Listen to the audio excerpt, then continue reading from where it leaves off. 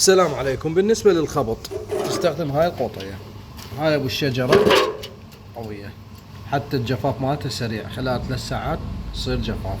مو اعلان للقوطية، لكن انا استخدم يعني انواع من الاصباغ، لكن شفت المتابعين يعني يسألوني هاي ايش تستخدم، هاي شنو، فكل مادة راح استخدمها راح انشر لكم عليها. طبعا هاي متروسة تديرها بسطلة هيج، الكمية ايش قد؟ هاي تديرها كلها هنا، هاي تترسها بنزين للحليق، تخوطه ترجع تدير وراها، تدير تقريبا نص او ربع حسب الثخن، اذا تريده ثخين تعوفه ربع قوطيه.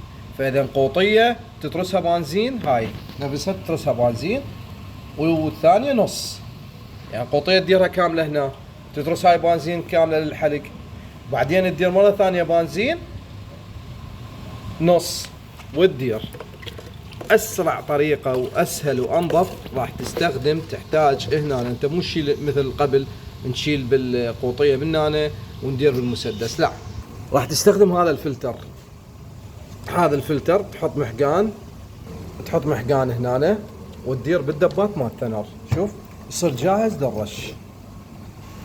هذا نظيف ومفلتر بهذا الفلتر مباشره. هاي اسرع طريقه مباشرة. تشيل انت بعد تدير بالمسدس بالقلاص من الدبة من الحلق، تفتح الحلق تفضى زين وتدير وين؟ بالمسدس مباشرة.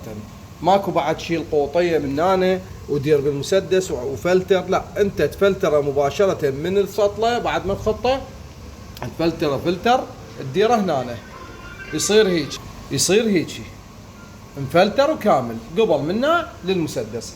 تجي هذا تخبطه كليته حسب الثخن اللي تريده انت، طلع لك شغل لوز يخبل. طبعا بعد قبل لا ترش قلنا احنا لازم تنعم.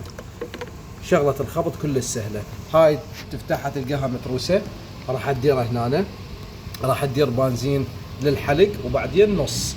اذا ردت ثخن بي راح تعوف للربع بنزين يصير ثخن، بس انا افضل مثل ما انا اشتغل قوطية كاملة بنزين تترسها ونص، تصير شغلتك مضبوطة وتوب التوب. هاي المعلومة حبيت افيدكم بها، واي مواد استخدمها اني راح انشر لكم اياها ان شاء الله.